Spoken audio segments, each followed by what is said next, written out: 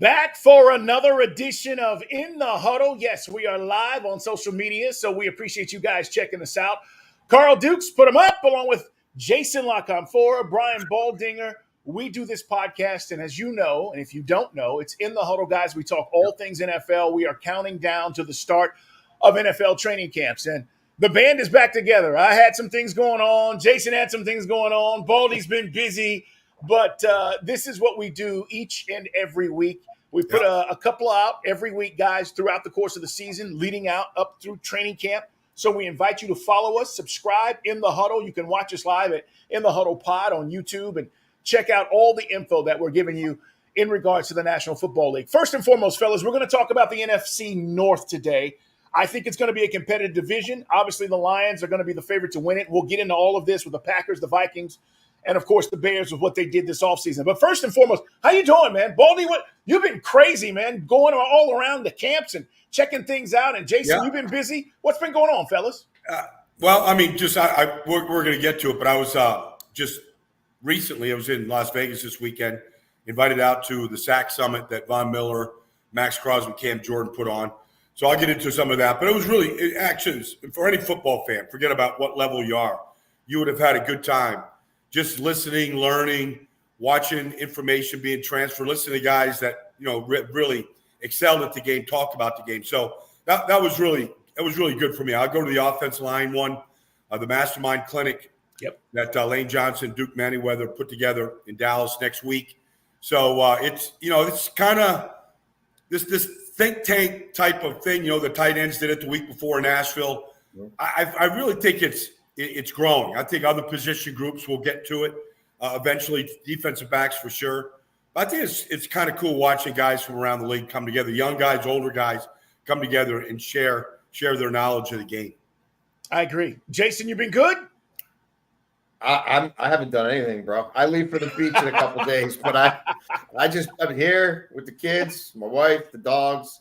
I'm a homebody. So Baldy travels for you. When you travel, Baldy, you take me with you because I haven't done it. I haven't done an airport in a long time, and I got no intentions of doing one. Train you can get me on. You can get me on a train anywhere. Let me tell you something, Jason. That's the biggest challenge out there right now. Is your flight taking off? What's the delay? No thanks. It's wild right now. No doubt. I took a couple of trips, and you're just in the airport praying that everything is going to go on time and everything will happen. Guys, let's talk about the NFC North. And we've been running down each and every division, guys, in the offseason. Once we got past, obviously, free agency, the draft, and teams kind of set their rosters through minicamp and mandatory minicamp. Now we're looking ahead to camp. Camp starts, guys, for most teams in about 2.5 weeks. July 24th, report day for a lot of teams. Things get underway, and then we're starting the season, obviously, in September. Baldy, let's talk about the Lions. And Jason, because I want to start there in the NFC North. Dan Campbell, this is the team that was on the cusp of getting to the Super Bowl. First and foremost, how much do you guys think they improved in the offseason?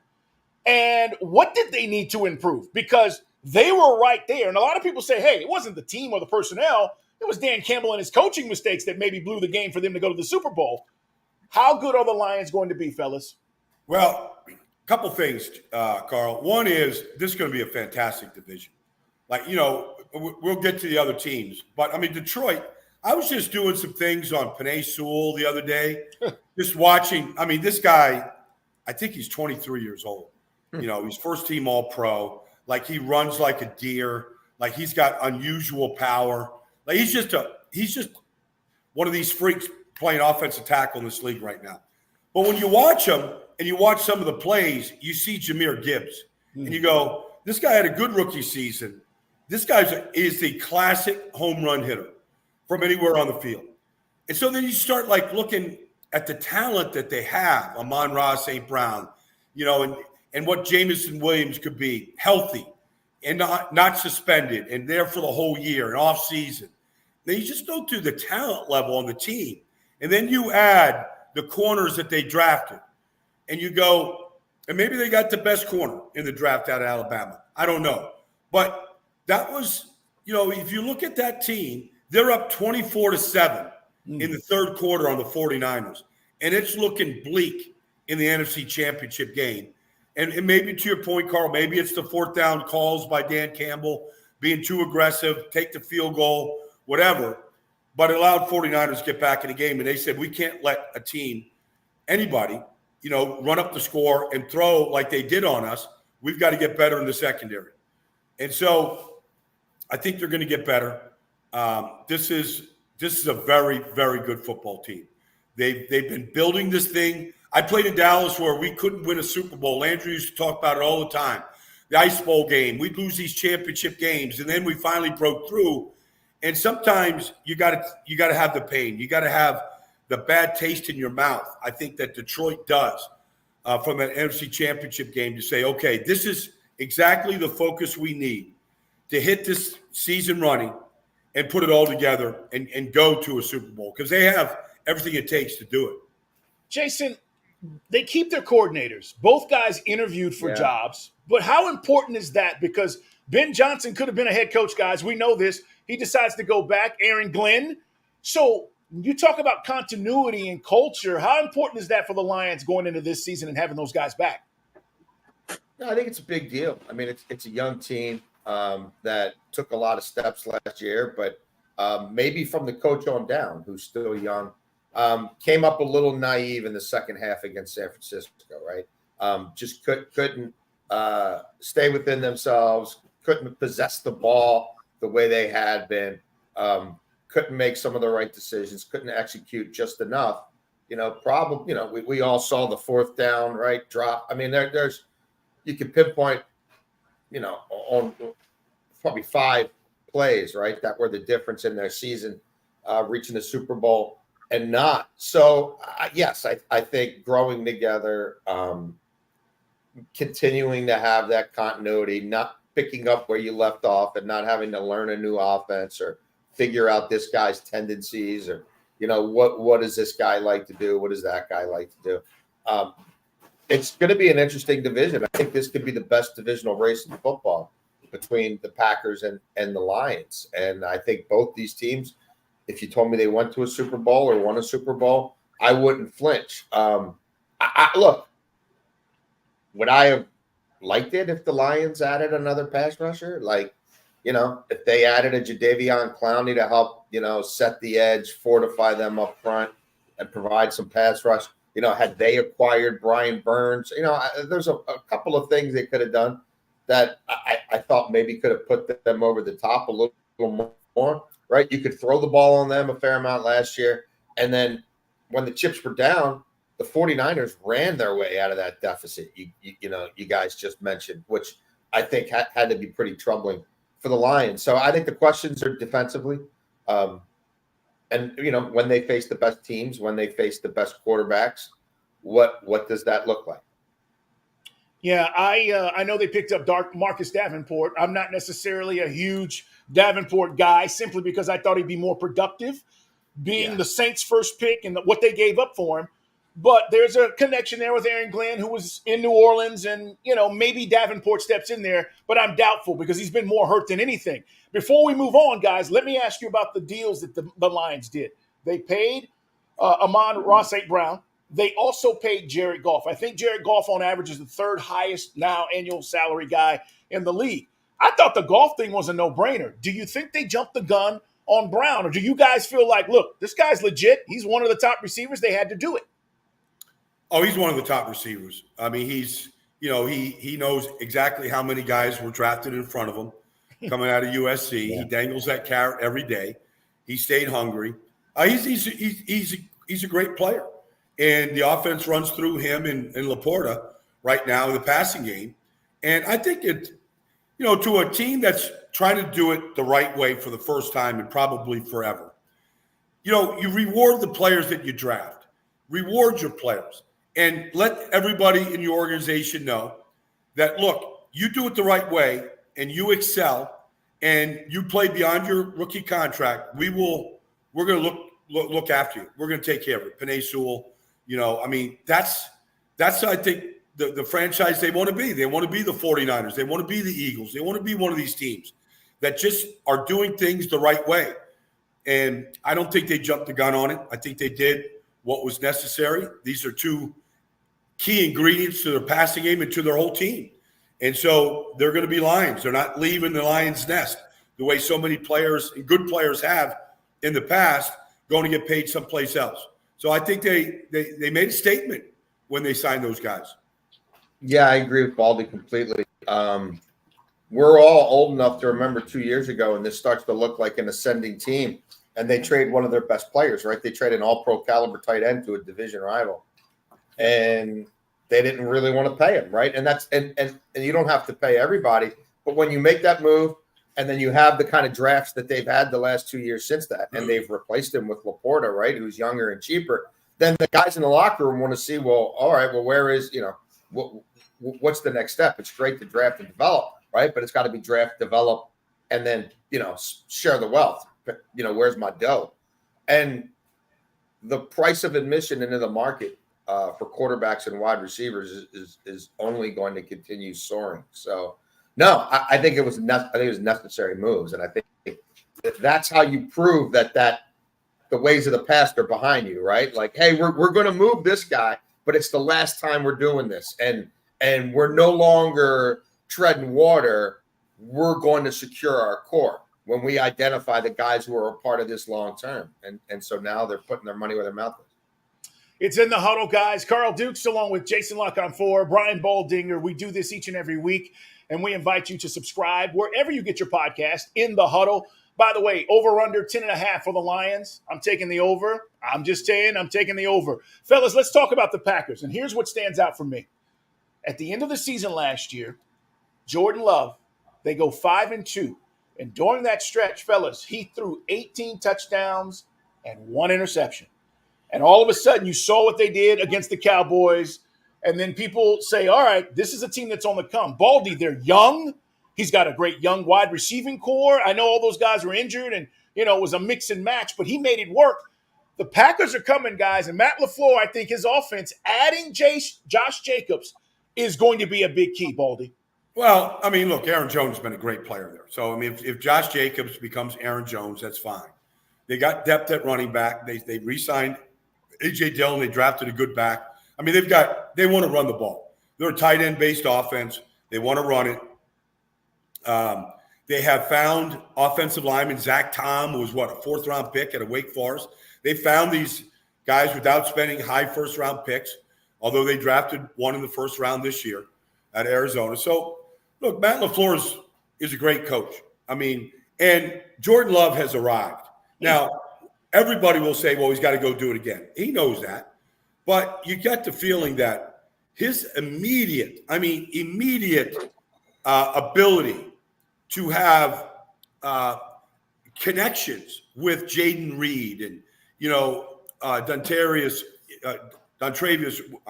Wicks.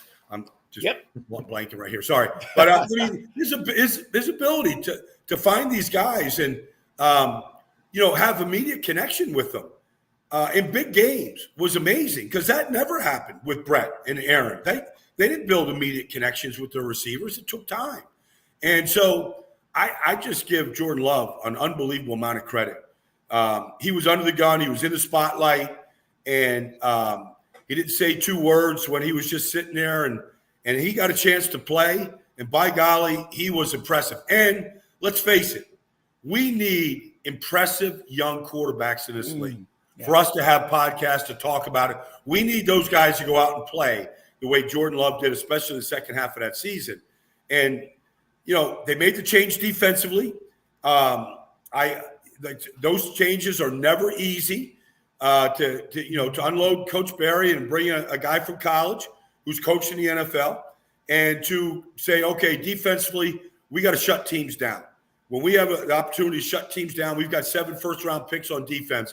We got to shut teams down to win. And so I think they've made some necessary changes in Green Bay, but they are a player, not just in the NFC North, but in the NFC right now.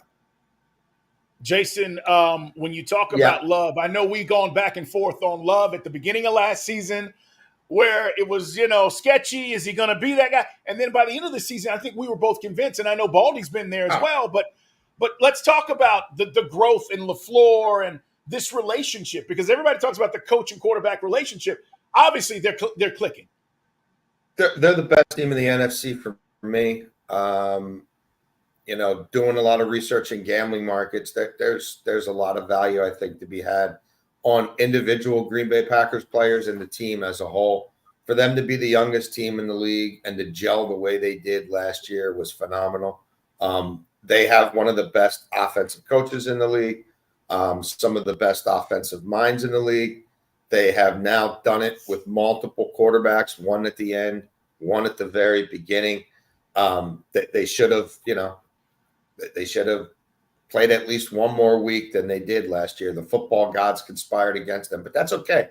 Sometimes that's what a young team needs to keep them motivated and keep them hungry.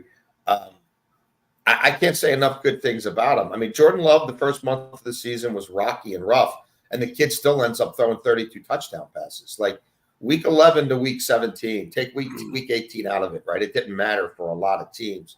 Week 11 to week 17, I mean, I think it's like 16 touchdown passes for Jordan Love and like one turnover. No, it's special. And the fact, there's a lot of things I love about it. Like they developed on the fly, and it wasn't like they had to run the offense through anybody. It wasn't like, well, Aaron Jones if Aaron Jones gets 28 touches or more, they went, no. Like it wasn't that. It wasn't like there's one go-to receiver.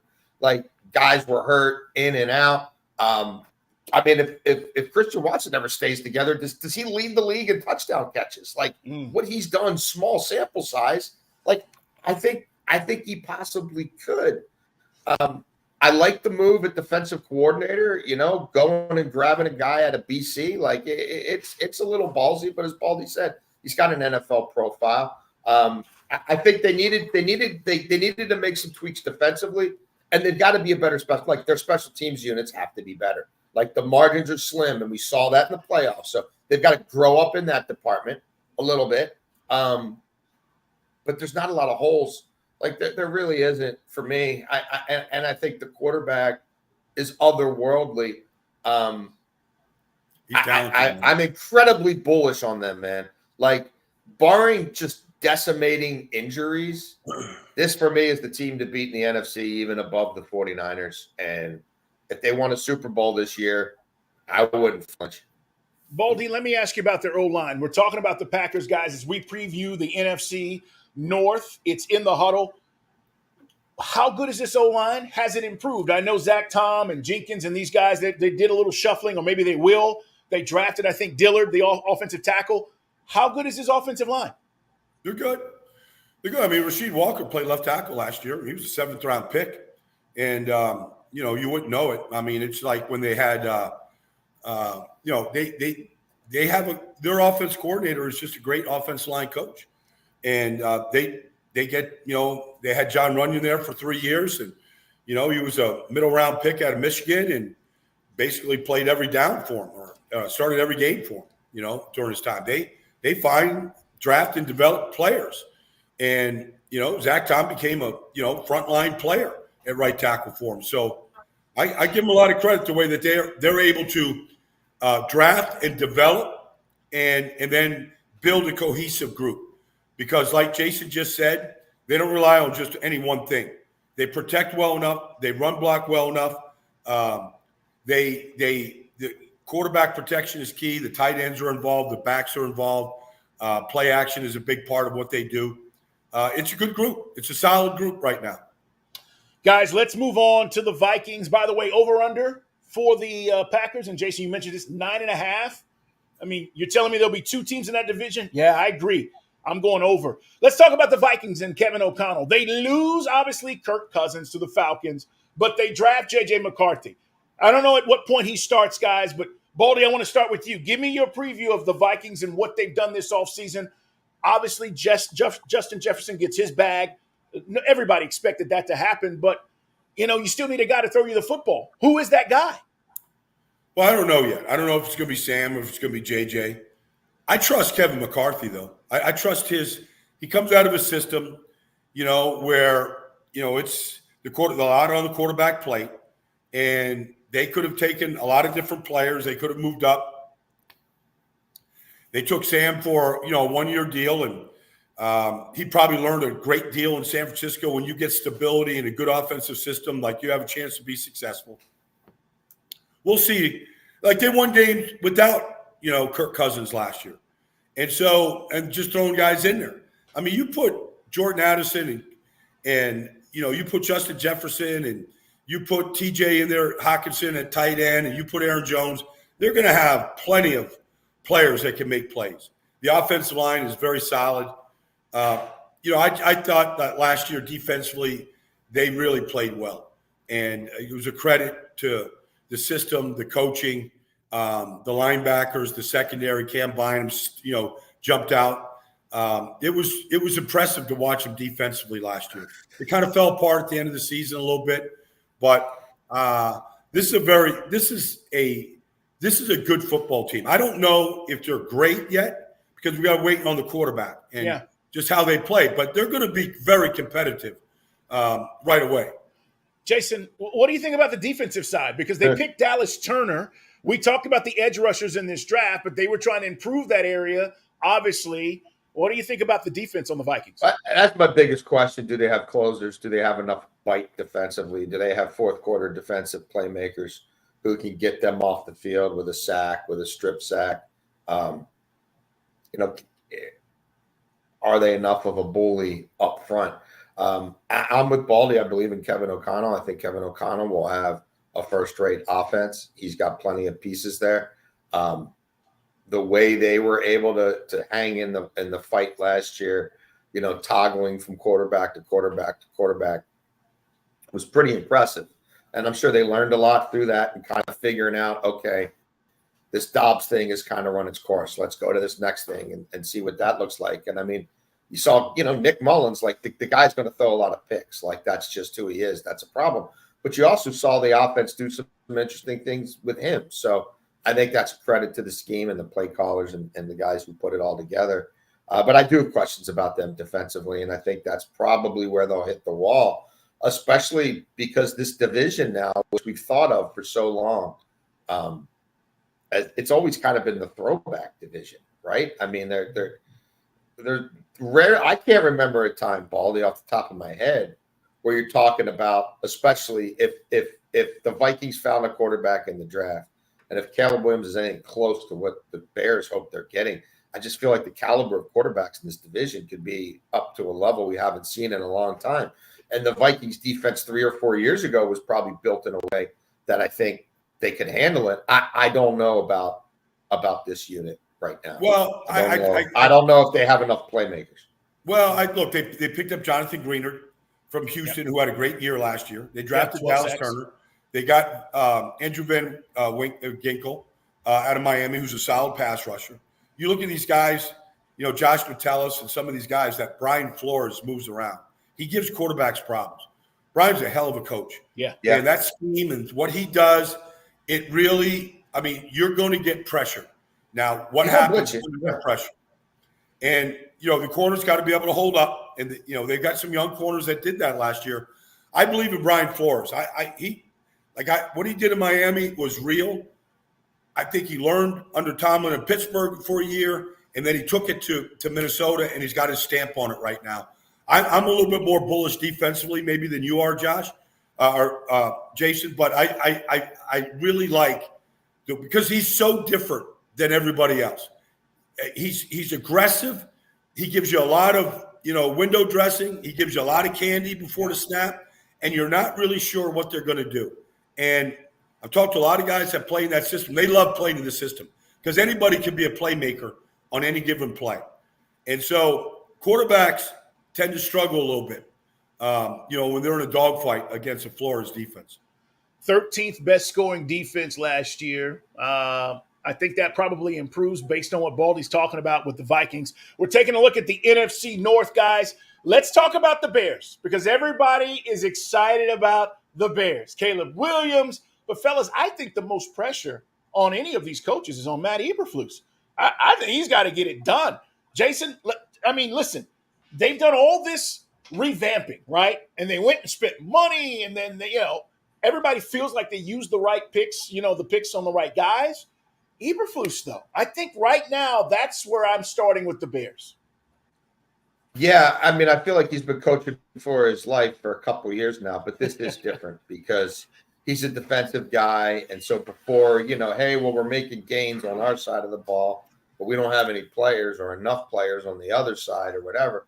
Like, that's out the window now. That the level of expectation is obviously ramped up when you take a quarterback first overall, and a quarterback who, it's not like we weren't talking about this quarterback years before as the eventual 1-1. So it's not like a forced situation. It's a kid who we think is worthy of it. So now you've got to build the right team around him and the right culture around him. I do think this team probably needs to walk a little bit or jog before it sprints. I think there's some people out there who feel like they're just going to kind of jump over the bumps in the road, the kind of things that even Jordan Love was dealing with, last year. And he had been in the system for years as a backup, but it's different when it's all put on your shoulders. So they're a much more interesting football team than they've been in a long time. They're a much more talented football team than they've been in a long time. But my concern for them is the division itself. Again, this is not the NFC North of 5 years ago, 10 years ago, 15 years ago. I think it's probably the deepest it's been in a long time. And everybody in the division might have a quarterback. So to me, they're clearly going to be better. They're clearly going to, I think, be more interesting offensively. But if they were the worst team in this division, would that be a shock? No. And I'm not saying that they're a bad team or a horrible team. But if they're still fourth in this division, mm-hmm. I wouldn't stun me. Yeah.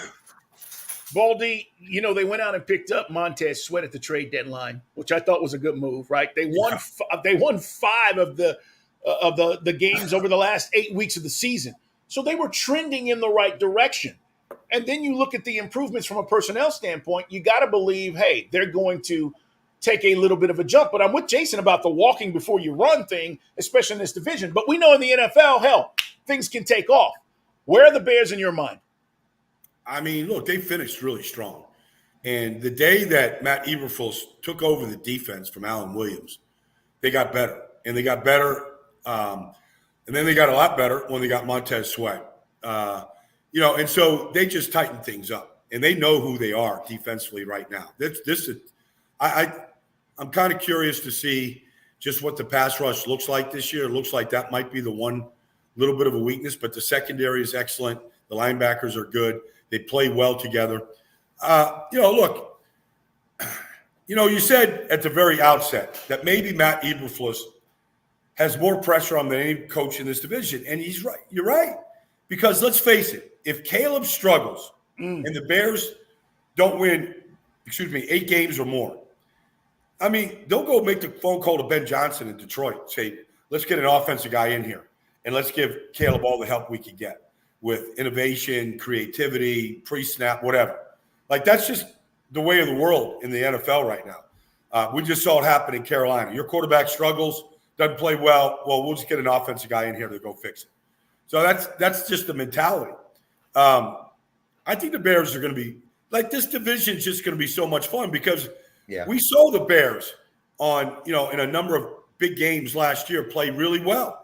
Especially against Detroit. Should have beat them the first time, beat them the second time. Yep. They defend the Lions pretty good. Their zone concepts. You're not going to get behind them. I'm excited. I don't know what their win total is, to be honest with you. I don't know what all this means. I know that they picked up some good players.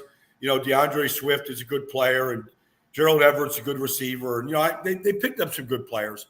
But this is about how quickly can the quarterback play at a high level, and how consistent can he play at a high level if he gets there?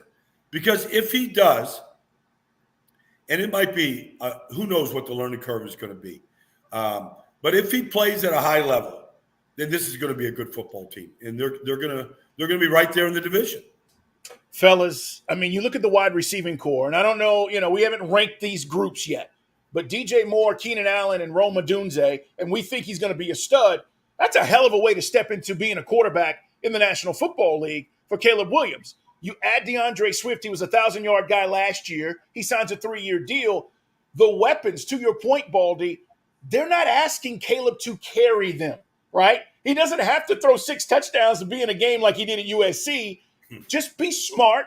Don't turn it over, and let's get the ball to these guys. So that, to me, is why I'm bullish on the Bears to say, hey, if he's smart and plays the right way, he doesn't have to, throw for 400 yards and keep his team in the game as he did in college. Well, that's learning the game, Carl. That's learning the game. If the defense is keeping the score down and, the opposition, Green Bay, Detroit, whatever, have 17 points and you're in a fourth quarter dogfight, don't do anything to give them a short field. Don't do anything to give the ball back. Take care of the football. He had a lot of fumbles at USC.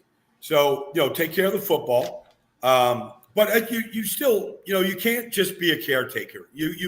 And that's not who Caleb is. I mean, no, you're right. He's an aggressive guy, and he's gonna push the ball down the field. He's gonna look for big plays, which is fine as long as you're not hurting your football team.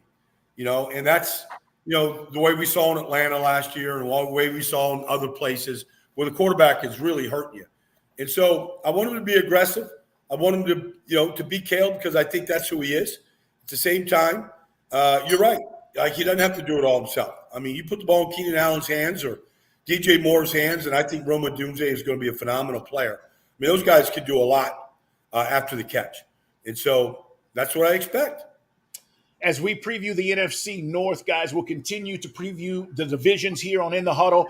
Carl Dukes along with Jason Lock-on-4 and Brian Baldinger. And subscribe and like us. Tell your friends, guys. We will do this, obviously, throughout the course of the season, and we've been doing it. We have so much fun as the season gets underway and into training camp and whatnot here in a few weeks. I just want to, as we get ready to finish up, Baldy, talk about the Pass Rush Summit. This is where the best pass rushers in the National Football League, for those of you who are not familiar, get together. It's an annual thing now. They do it in Las Vegas. This started a few years back, probably 3, 4, 5 years ago, and it's grown.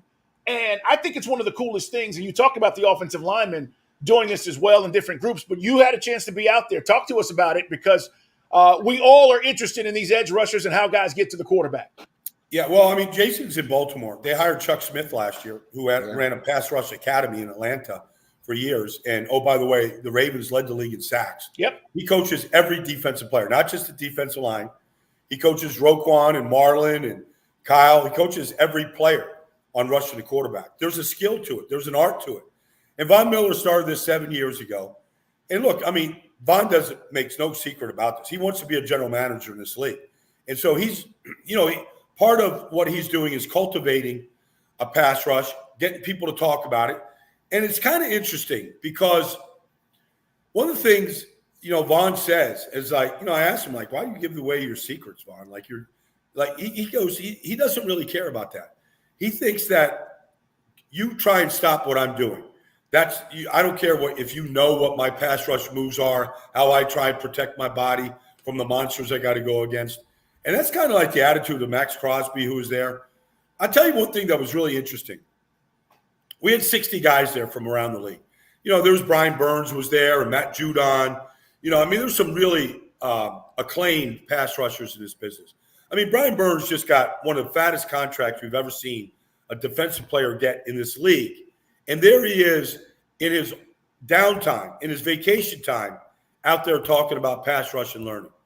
But what I did was we had on the field, in 110-degree heat out there at UNLV. We're on the field for probably 4 hours, and Warren Sapp is running around. He's coaching these guys, and we're doing different drills. And then we took a break, and then we went inside. And I put together film clips of every player. And at one point, I got Kalijah Cansey, the second-year player out of Tampa, rookie first-round pick, and he really finished the season strong last year. So he does this move in a playoff game, actually against Detroit, to get a sack. And there's Cam Jordan in his 14th year, Carl. And he's going, wait a second, Kalijah, you did the jump on your second step. Most guys do it on their third step. You do it on your second step. He goes, yeah, I'd like to get into it quicker. And Cam's like, I got to try that. I got to try that on the second step. I think that's the way to go in that move. And so the point is, these guys are transferring ideas. We're all watching each other's pass rush. we're all sitting there and opening it up and talking about it. And I mean, I learned a lot myself, but the players were learning a lot of stuff that they're going to take to training camp this summer. And I just think it's great. And I think that, Von Miller started this. The tight ends did it the week before. Lane Johnson, Duke Manyweather will do it next week in Dallas. And it kind of just shows you, I think, from a fan perspective, I think a lot of fans think these players, they're all rich and all they're on their yachts right now. These guys, they're on their free time going to Las Vegas at 110 degrees. Now it's Vegas, okay. But they're out there working their craft. And they could easily be just shutting it down right now, taking it easy. But this was important to them. And it's important. We had 16 rookies that were there. Laiatu Latu was there. Darius Robinson was there. Braden Fisk was there. I mean, there's 16 rookies that were there. And they're literally in the meeting room, sitting there taking notes and asking questions and, breakout sessions that we're having. I think it's really one of the cool things when you see like the elderly and the established in this business passing their knowledge down. And hopefully one day, maybe it's Kalijah Cansey or maybe it's Darius Robinson, and they're passing the torch that Von started. And I think this thing is only kind of going to grow and grow and grow as the years go by. So Baldy, you're kind of taking us behind the curtain there with some of the individual things and expanding my toolkit and having a different array of moves and counters. But like you just said it, you're going to be talking to the offensive linemen as well. How much of this is dishing on some of those guys? And it's not just, hey, here's the moves, but here's how I set up Trent Williams, or hey, I love going against your right tackle, and here's why. Because some of that, right? Yeah. Some of that you maybe don't want to share because I do still have to face that team. Like, how individualized is it? Because I love the game within the game, that mano-a-mano sort of thing that goes on. Yeah, but listen to this, Jason. So, like Von Miller is saying, look, if you're playing against Lane Johnson or Trent Williams right now in this business, they're moving their back foot before the ball's snapped. So if you're waiting for the ball to be snapped before you move, you're never going to get there. I mean, that's Lane Johnson's thing. Like you want to win the 100-meter dash. Well, you got to get off to a fast start. And so these guys are timing the snap, and they're beating the snap in some ways. And there's just a little glitch there in the way the rules are written, whatever. So Von's saying, like, if I look at the ball, the way that we were always taught, maybe I'm too late, on some of these elite guys that I'm going against. Everybody, honestly, Jason, is just looking for an edge. Like, because it used to be until Joe Thomas kind of like really changed things. I mean, Joe Thomas was not a two-hand puncher. He put his left hand out there on the shoulder pad of the defensive pass rusher, and he would like kind of lock it inside on his right hand. Well, now these guys are all coming out here. And some guys don't even put their hands up to knock down. And so now how you handle a guy that doesn't put his hands up and he's just waiting. And so the techniques are changing with the offensive line and what's being taught. The defensive line has to adjust. That's why the ghost move that TJ and Vaughn and Max has now is really beneficial to get underneath these guys and to kind of dip. It's evolving. The whole chess match that you talk about is really evolving. And I'm kind of like learning it firsthand and how it's being taught and what the counters are. And really, if you just want to rely on speed to power right now, that might not be enough in this league. Might not be enough to be an elite player. You better have counters to counters. And that's why Max Crosby is just so good right now, is that Max's philosophy is you can never be right. That's his mentality. No matter what you do to me, you're never right. I have a counter to everything you're doing. And so it's really going deep right now. And the way that they're thinking about the game and the way that they have to, because Max, Vaughn, Cam, all they're seeing is chips, slides, double teams. It's not just one guy. They can beat the one guy, but they're seeing a mass of players come at him. Micah Parsons is seeing 2 and 3 players come at him on any given play. And so, the elite guys, to stay elite, they got to figure this out right now. And that's why they're at these things. offensive line masterminds and at these Von Miller sack summits, to try and get that little edge that might help them maintain their elite stature. Yeah, Baldy, all these great pass rushers, and we'll end on this because it's you're just killing it with the game within the game and how these guys are thinking. I mean, and by the way, this happens like that. Yeah, exactly. In real time, we take for granted. This is not slow motion. This is happening right now. And so when you put that into the play and the time to get to your spot, get to the quarterback. But the thing that I will say this, and Chuck Smith had this school long before he took the job down here in Atlanta, where all these guys would come in. All these great pass rushers have a signature move. And if you don't, your guy is not going to be special. No. He can do a lot of different things. But think about it. Dwight Freeney's going to Hall of Fame, spin move, right? I mean, the great Reggie White, hell, Baldy, bull rush. He was just hitched, So all these guys have something, and it's great to see that they're sharing all this wealth of knowledge. Guys, real quick. Yeah. I'll just finish with this. Because Von is adamant about this. He flew his entire defensive line out there. A.J. Epinesa, the Bills, all those rookies are out there. So one thing that Greg Rousseau was out there, like all those guys were there. But one thing that he always preaches is understanding that there's going to be a point in the game where you got a chance to take the game over, the way Aaron Donald has, the way Von Miller has in 2 different Super Bowls. Like there's going to be a way Reggie White did. There's going to be, no matter whatever numbers you put up, can you close out a game? Can you be the closer to finish the game? 3rd down, 4th down, got to get off the field. Chris Jones to win the game. Chris Jones last year. Understanding the moment in games where you have a chance to do it. So don't worry about nothing's happened for 2 quarters. You set your guy up. Now it's time to go win. Now you know what this guy is doing. You got a feel for it. Now here we are, 4th quarter. Let's get off the field. Let's go home a winner. Like that's the things that Vaughn is really trying to impart to a lot of these kids. It's great, man. Can't wait to hear what the offensive linemen have to talk about, which we will get to. Jason Lock-on-4, follow him, guys. Read him in the Washington Post as well. Baldy, Brian Baldinger, you see him all the time, NFL Network. Carl Dukes we are glad to have you guys here. Subscribe, like us, watch us on YouTube. We'll be back. We'll continue to count down to training camp and preview these divisions. And then once we get to camp, guys, we're going to be bringing you all the storylines, all the latest info. So make sure you check us out in the huddle. Fellas, we will talk to you soon. Enjoy your 4th of July weekend.